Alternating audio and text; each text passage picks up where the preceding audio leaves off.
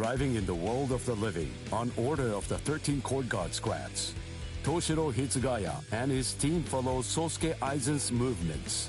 They learn a horrible truth. Aizen's true objective is to create the royal key, the Oken, the royal key. This will require an enriched spirit zone, as well as 100,000 souls, and Karakura Town happens to fulfill both conditions. In order to stop Aizen's ambitions, our heroes resolve to train themselves even further. As if mocking their efforts, the Arrancar launch an attack on the world of the living once again, resulting in the loss of comrade.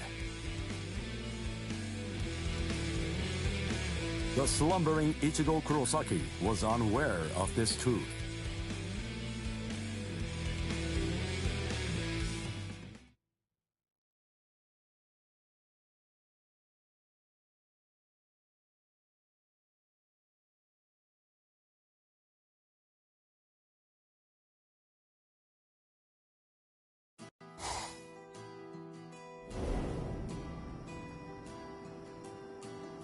Welcome. I've been expecting you to show up, Mr. Kurosaki.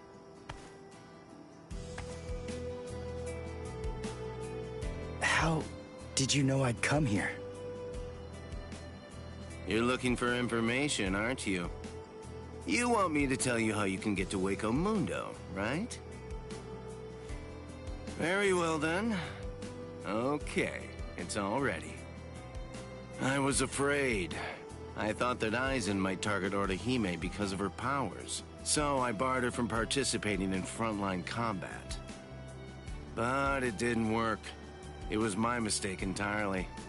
I was simply too concerned with her feelings and too passive about protecting her. And so, that's why I'm prepared to help in any way I can. Are you sure? You realize that it'll mean going against the Soul Society. It isn't like this will be the first time, after all.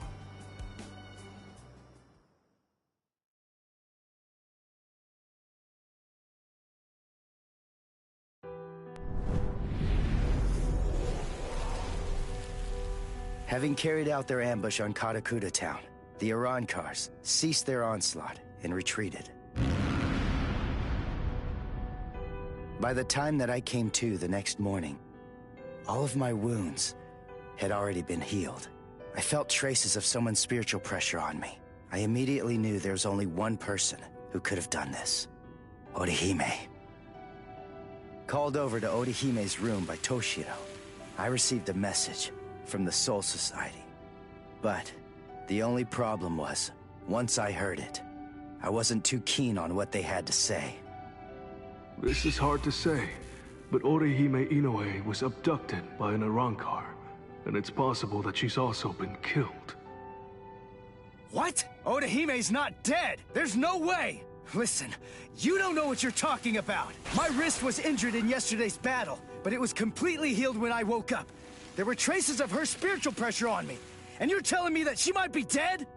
Yes, it's most regrettable indeed. Of course, if what you are saying is true, then perhaps it is possible that Orihime is still being kept alive somewhere. But then, that would also imply that there was some kind of a betrayal. Had she truly been abducted, it stands to reason that she would not have been allowed to visit you. In other words, if Orihime healed you and subsequently disappeared, then the only logical conclusion we can come to is that she must have left and joined the Arrancars of her own free will. The head captain ordered the Soul Reapers that were in the world of the living to return immediately. Clear as it was that the Arrancars were already preparing for a large-scale attack, he needed them at the Soul Society to prepare their strategy and bolster their defenses. Head captain considered stand by and await further orders in the world of the living. I knew there was zero chance Orihime would ever betray us.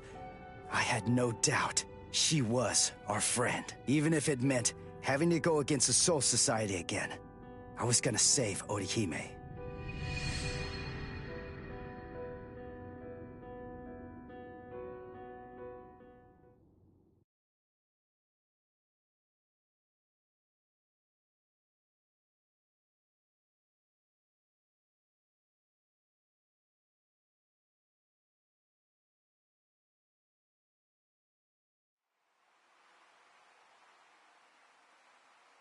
You look completely hopeless.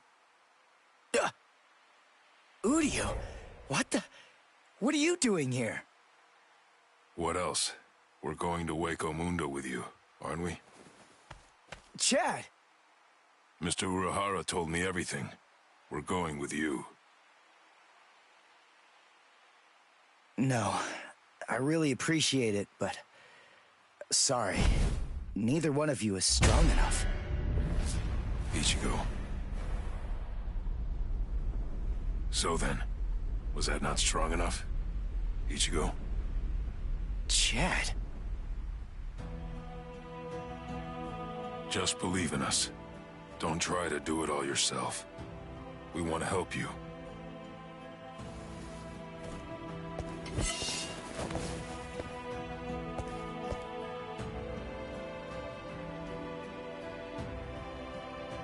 It appears you gentlemen are finally ready.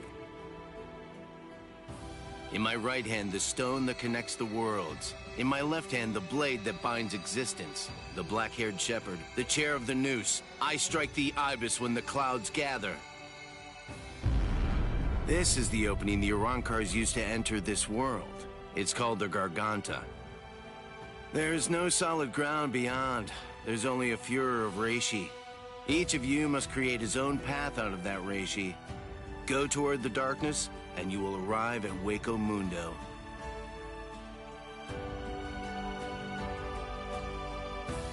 All right. Let's go.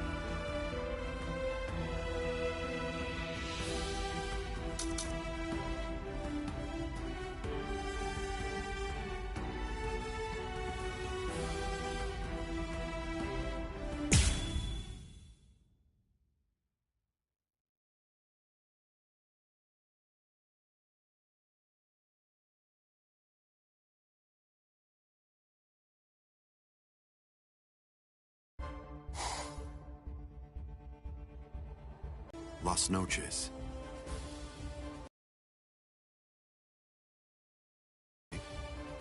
Yes. I'm sorry to rush you, but will you show me that power of yours, Orihime? Yes. There are a few here who aren't completely convinced of the value of your powers. Isn't that right, Lupi? Yes, that's right. So our battle was just a diversion to get one stupid girl. Seriously, how could she be worth all that? I'm sorry. I didn't think you'd get injured so severely. Orihime, would you please demonstrate your powers for us? By healing Grimjow's left arm. Yeah, right! That's crazy, Lord Aizen! It's gone! Director General Tosin chopped it off! How can you heal something that's not there? She's not a god! Soten Kishun, I reject. Hey! Did you hear what I said, girl? If it doesn't work, I'm going to kill you. If your powers are bogus, then there's no reason to keep you alive. How?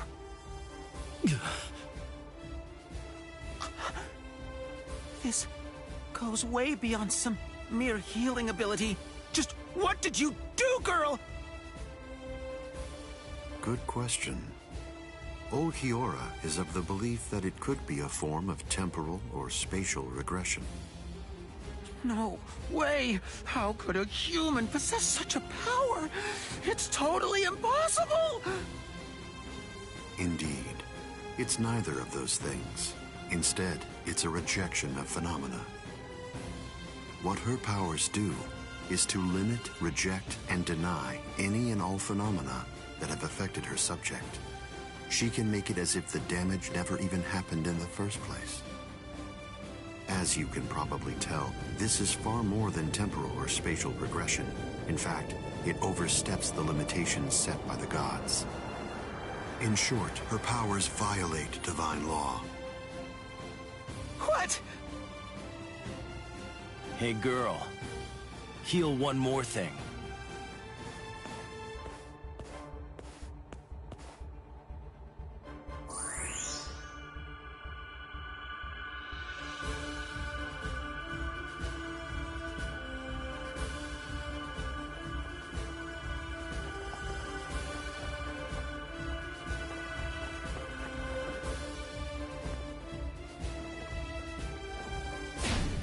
What do you think you're doing, Green Jow?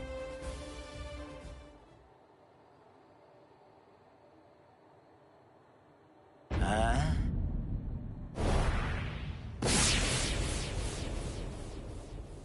Green Jow! Just this. Bye-bye, number 6.